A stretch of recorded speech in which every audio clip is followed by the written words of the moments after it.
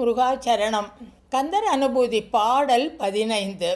முருகன் குமரன் குகன் என்று துவங்குகிற பாடல். முருகன் குமரன் குகன் என்று மொழிந்து உருகும் செயல் தந்து உணர்வு என்று அருள்வாய். பொறு புங்கவரும் புவியும் பரவும் குரு புங்கவா என் குண பஞ்சரனே. இந்த பாடலை மேலோட்டமாக பார்த்தோம் என்றால், முருகா குமரா குஹா என்று உன்னை மனம் உருகி பாடி எனக்கு உன்னை உணரும் நிலையை தா அப்படின்னு கேட்குறார். தேவர்களும் பூமியில் இருப்பவர்களும் சேர்ந்து போற்றுகின்ற குரு, சிரேஷ்டமான குருவானவனே, என் குண பஞ்சரனே, 8 குணங்களை உடையவனே. பொதுவாக சிவபெருமானை எண் குணத்தான்னு சொல்லுவோம். அதே முருகனையும் இவர் எண் குணத்தான்னு சொல்கிறார். அருணகிரிநாதர் வாக்கிற்கு ஒரு அருணகிரி அப்படின்னு சொல்கிறோம்.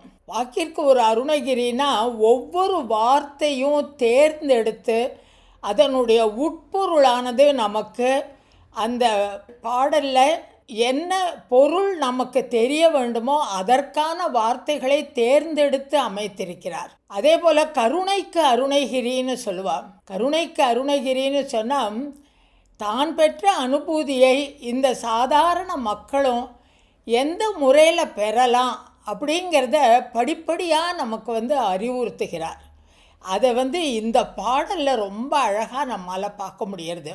அதுவும் இந்த வார்த்தைகளோட அழகை பார்த்தோன்னா, ஒரு உயர்ந்த ஜாதி வைரத்தை எடுத்து, பட்டதீட்டப்பட்ட வைரத்தை எடுத்து பார்த்தோன்னா, ஒவ்வொரு திசையிலும் மஞ்சள், சிவப்பு, நீலம், அது மாதிரி வண்ணங்களை வாரி கொட்டும். அது மாதிரி இவருடைய வார்த்தைகள் ஒவ்வொன்றும் அத்தனை பொருள் ஆழமிக்கதாக இருக்கிறது. இப்போ பாட்டை பார்ப்போம். முருகன் குமரன் குகன் என்று மொழிந்து உருகும் செயல் தந்து உணர்வு என்று அருள்வாய். முதல்ல முருகன்னு சொல்லணுங்கிறார், அடுத்தது குமரன் அப்படிங்கிறார், மூணாவதாக குகன் அப்படிங்கிறார். முருகா என ஒரு கால் சொல்லும் அடியவர்கள் தலையில் தன்னுடைய பாதத்தை வைப்பவன்னு ஒரு திருப்புகளில் சொல்லுவார். இந்த முருகாங்கிற வார்த்தை தமிழுக்கே உரிய வார்த்தை. முருகனை பற்றி சொல்கிற போது கார்த்திகேயன், தேவசேனாதிபதி, சக்திதரன், கந்தன், ஸ்கந்தன், குகன், குமாரன், இந்த வார்த்தைகள் எல்லாம் மற்ற மொழிகளில் முக்கியமாக சமஸ்கிருதத்தில் இருக்குது. ஆனால் முருகன்கிற வார்த்தை இல்லை. முருகன்கிற வார்த்தை தமிழுக்கே உரித்த வார்த்தை. அந்த முருகன் என்பதற்கு அர்த்தம் என்ன? அழகன், எப்பொழுதும் இளமையானவன். முருகு அப்படின்னு சொல்கிற போது அதில் அகார உக்காரம் அகாரம் இருக்குது. அதனால அது ஓம்காரத்தையும் உள்ளடக்கியது. அதனால தான் அருணகிரிநாதர் ஒரு கந்தர் அலங்காரத்தில் சொல்வார், மொழிக்கு துணை முருகா எனும் நாமங்கள் அப்படிம்பார். முருகன் என்கிற பெயர்கள், அது முருகான ஒரு பெயர் எல்லாவற்றையும் உள்ளடக்கியது என்ற அர்த்தத்தில் சொல்லுவார். அந்த மாதிரியான ஒரு சிறப்பு வாய்ந்த பெயர் முருகன்.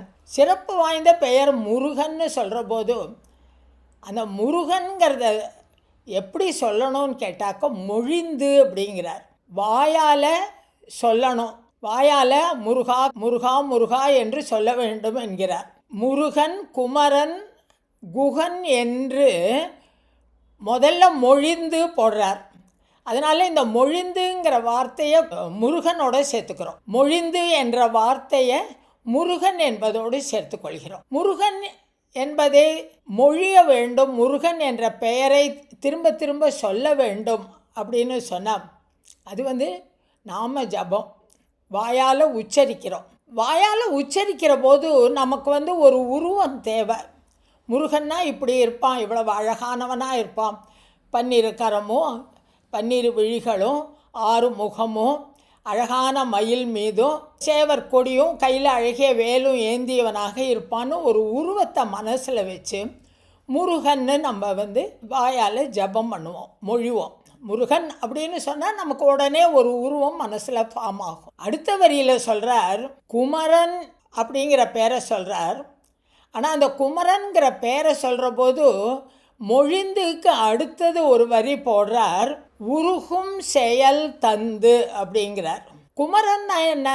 கூனா அஜ்ஞானம், மாறன் அழிக்கிறவன், அஜ்ஞானத்தை அழிப்பவன் முருகன். அதனால தான் அவனுக்கு குமரன் என்று பெயர். நீ என்னுடைய மனசில் என்னுடைய அஜ்ஞானத்தை நீக்கு அப்படின்னு உள்ளம் உருகி கேட்கிறான் அந்த அடியவன். அருணகிரிநாதர் சொல்கிறார், நீ முதல்ல முருகான்னு ஒரு உருவத்தை நினச்சி திரும்ப திரும்ப அவன் பேரை சொல்லு. அடுத்தது குமரான்னு கூப்பிடுற போதும் அவன் உன் அஜ்ஞானத்தை அழிக்க வருகிறவன். அதனால் நீ உன்னுடைய உள்ளத்தில் அவனை கொண்டு நிறுத்தி உன்னுடைய ஆசைகள் மலங்கள் எல்லாவற்றையும் நீக்க சொல்லி அதற்காக மனம் உருகி பாடு அப்படிங்கிறார். உள்ளம் உருக வேண்டும் அப்படிங்கிறார். செயல் தந்து அப்படின்னு சொல்கிற போது முதல் பாட்டிலே சொன்னார், நெஞ்ச கல்லும் உருக, கல் மாதிரி இருக்கிற என் இதயம் உருகட்டுமே அப்படின்னு கேட்டார். திணியான மனோசிலை மீது அப்படின்னார். கல் மாதிரி இருக்கிற இந்த இதயத்தை நீ உருக வைக்கணும், இழக வைக்கணும் அப்படின்னு கேட்டார். அதை இந்த பாட்டில் சொல்கிற போது உருகும் செயல் தந்து அப்படிங்கிறார். மூணாவதாக குஹன் அப்படிங்கிறார். அந்த குஹன்கிறத வார்த்தைக்கு அர்த்தம் குஹ்யமாக இருக்கிறவன், குகையில் வசிக்கிறவன் குஹன். உள்ளத்திற்குள் இதயத்தையே குகையாக வசிக்கிறவன் முருகன். குஹ்யமாக அந்தரங்கமாக உள்ளேயே இருக்கிறவன். அவன் இருக்கிற இடத்த தான் தஹராகாசம்னு சொல்கிறோம். அவன் அந்த குஹன், அவன் பேரை திருப்பி திருப்பி சொல்கிற போதும் உணர்வு என்று அப்படிங்கிறார். அவனை உணரும் நிலையை எனக்கு கொடு. முதல்ல வாயால் உன் பேரை சொல்கிறேன் முருகா முருகான்னு, அப்புறம் என்னுடைய செயலெல்லாம் அழிந்து மனதில் உன்னை நிறுத்தி உனக்காக குமரா என்று உருகுகிறேன், என்னுடைய அஜ்ஞானத்தை நீக்கு என்று. அதுக்கு ஒரு படி மேலே போய் குஹன் என்று உணர்வு என்று அருள்வேன். குஹா, என் மனசில் இரு. என் மனதில் இருக்கிற போது நான் நீ என்ற நிலை வேறுபாடானது முற்றிலும் அருந்து விடுகிறது. நீ நர நான் அற, எனதர நினதரன்னு சொல்லுவார் ஒரு பாட்டில். அது மாதிரி இந்த குஹன்னு சொல்ல வந்தோன்னா அது உணர்வு நிலைக்கு நம்மை கொண்டு போகும். அதுக்கு தான் சொல்கிறார், முதல்ல முருகான்னு சொல்லு, அப்புறம் கொஞ்சம் அதிலேருந்து ஒரு படி மேலே போய் குமரான்னு சொல்லு, அதுக்கு மேலே போய் குஹான்னு உணர். முருகா என்று மொழி, குமரா என்று உள்ளம் உருகு, குஹா என்று உள்ளத்தில் உணர். அது நீ தான் செய்ய முடியும் என்று அருள்வாய். அதற்கு எப்போ நீ எனக்கு அருள் பாலிக்கப் போகிறாய்? அதை அருள் பாலிக்கக்கூடிய திறமை உனக்கு மட்டுமே உண்டு. ஏனென்றால் நீ பொறு புங்கவரும் புவியும் பரவும். பொறு புங்கவர், புங்கவர்னா தேவர்கள், புவினா பூமியில் இருப்பவர்கள், மண்ணுலகத்தில் இருப்பவர்களும் விண்ணுலகத்தில் இருப்பவர்களும் பொருந்தி ஒன்றாக சேர்ந்து பரவும் உன்னை புகழ்ந்து பாடுகிறவர்கள், உன்னுடைய புகழ்ச்சியை பாடுகிறவர்கள். நீ எப்படிப்பட்டவன்? குரு புங்கவா. புங்கவன்னா இந்த இடத்துல மிகவும் உயர்ந்தவன். எல்லா குருவையும் எடுத்தாக்க சிரேஷ்டமான குரு அவன். முதல்ல ஆதி குருக்கே தட்சிணாமூர்த்தியாக இருந்த சிவபெருமானுக்கே குருவாக வந்தவன் இல்லையா முருகன். அதனால் அவனை குரு புங்கவா எண்குண பஞ்சரனே அப்படிங்கிறார். எண்குண பஞ்சரன் அப்படிங்கிறது பொதுவாக சிவபெருமானுடைய குணங்களாக சொல்கிறோம். 8 விதமான குணங்களை உடையவன். இதை இன்னும் ரொம்ப சிம்பிளாகவும் ஒரு அர்த்தம் சொல்லலாம்.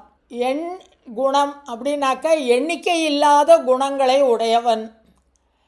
நிர்குணம்னு சொல்லலாம். சற்குணம், எல்லா விதமான குணங்களும் பொருந்தியவன், குணங்களே இல்லாதவன். ரெண்டும் அவனுக்கு பொருந்தும் இல்லையா? இதில் எண் குணத்தான் என்பதை சைவ சித்தாந்தப்படி 8 குணங்கள் இறைவனுக்கு கொடுக்கப்படுகிறது. அந்த 8 குணங்கள் என்னென்ன? தன் வயத்தன் ஆதல், தூயவனாக இருத்தல், முற்றும் உணர்ந்தவன், பாசத்தலை படாதவன், பேர் அருளுடையவன், வரம்பிலா இன்பமுடையவன், குறைவில்லாத ஒழுங்கால் ஆள்பவன், வரம்பிலா ஆற்றல் கொண்டவன், எல்லையில்லாத ஆற்றல் கொண்டவன், பிரம்மானந்தத்தில் இருப்பவன், தன்வயத்தன், இண்டிபெண்ட்டாக இருக்கிறவன். அவன் யாரையும் எதற்கும் சார்ந்து இருப்பவன் இல்லை.